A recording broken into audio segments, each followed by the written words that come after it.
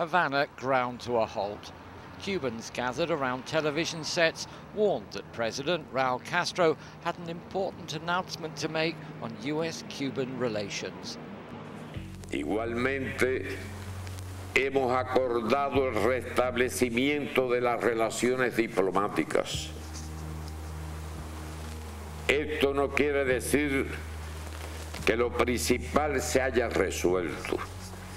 El bloqueo económico, comercial y financiero que provoca enormes daños humanos y económicos a nuestro país debe cesar. Many were stunned and then delighted at the historic news that relations with their longtime enemy across the Straits of Florida was finally about to change.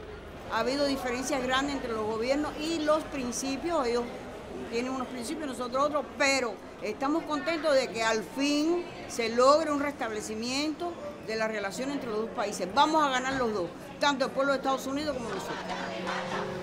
But the news that brought the biggest reaction was that the 3 remaining Cuban intelligence agents who've spent more than 15 years in US jails had returned home. The Cuban 5, as they were known, are national heroes. The other 2 men were previously released.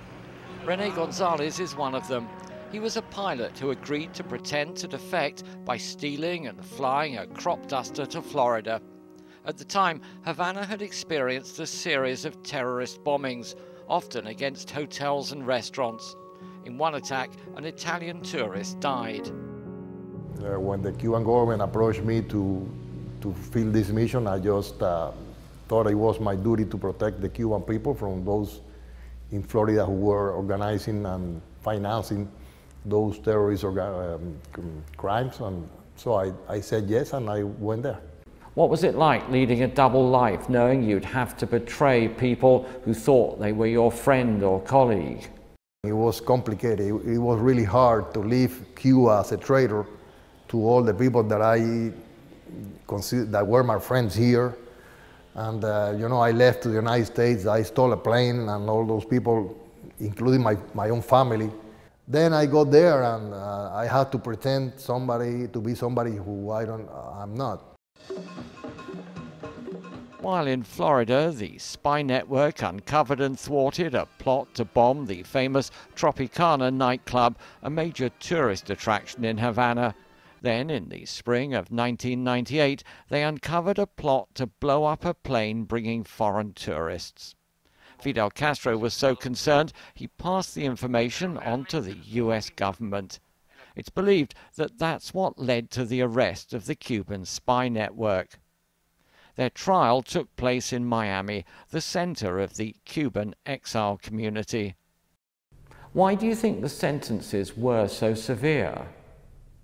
It was a political prosecution, and it was politicized since the beginning. Critics would say you were spies, you were caught, you were sent to jail. What's the big deal? And this is a legal case. Legally speaking, espionage involves the searching for classified information. And that's why we never tried to do that. For President Raul Castro, this is a major coup. The Cubans have been campaigning internationally for years to secure their release. This happened in exchange for Cuba's American prisoner, Alan Gross. He's a 65-year-old US citizen who was serving a 15-year prison sentence in Cuba for installing banned satellite equipment to provide internet access outside of the government's control. As his wife, Judy Gross, explained during a recent interview. He's done a lot of humanitarian work with all kinds of countries. So he had visited Cuba on a mission, on a religious mission, and really fell in love with the Jewish community. And there was a project available to strengthen or to develop intranet, and he jumped at it, unknowing that it was, now in hindsight, we see that it was a really bad plan. He had no training, no warnings, no nothing.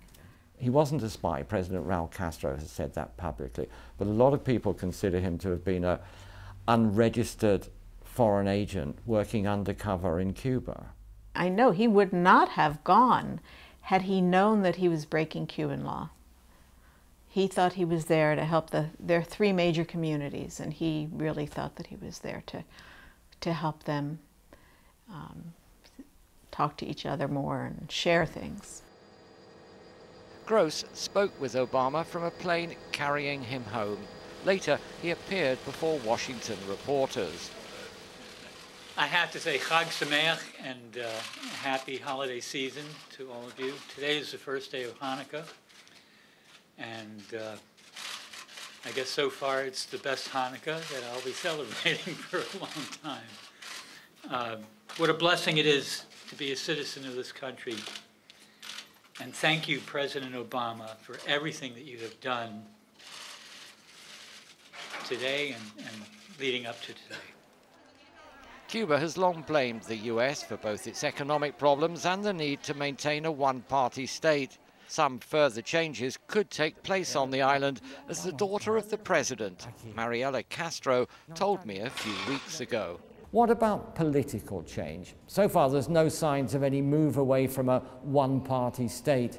This is something the United States keeps insisting on as a condition for ending the trade embargo. En el caso de Cuba, sí considero que la historia nos ha demostrado que un partido único le ha dado fortaleza y unidad a la nación cubana frente a la hostilidad permanente de los Estados Unidos para adueñarse de Cuba. Como esa experiencia continúa, como todavía somos un país en condiciones de hostilidad y agresión permanente, con el bloqueo, con las campañas en los medios, con el financiamiento de atentados terroristas contra nuestro pueblo, imagínate, tenemos que defendernos. Y el Partido Único nos ha dado fortaleza. Are you saying that if the United States ended the embargo and restored full diplomatic relations, we might see an end to the one-party state here in Cuba? Bueno, con toda seguridad, y hay evidencias de estudios científicos, si el bloqueo desaparece, si la hostilidad de los Estados Unidos y de otros países poderosos y subordinados al imperio desaparecieran, para Cuba sería mucho más fácil hacer democracia. Latin American leaders have tended to see the US treatment of Cuba as one of a bully. The issue of human rights on the island has been entirely overshadowed by what is viewed here as the greater evil, interference by an overpowering neighbor. But Obama is trying to change that. Cubans have a saying about daily life. No es fácil. It's not easy. Today, the United States wants to be a partner in making the lives of ordinary Cubans a little bit easier. Obama aims to expand economic ties with Cuba, open an embassy in Havana, send high-ranking US officials to visit, and review Cuba's designation as a state sponsor of terrorism. The US also is easing restrictions on travel to Cuba, including for family visits, official US government business and educational activities. But tourist travel remains banned. Todos somos americanos. We're all Americans, said President Obama at the end of his speech, addressing, as he put it, our family to the south. There are still plenty of hard feelings between the US and Latin America, but one long-running impediment to better relations is now being removed.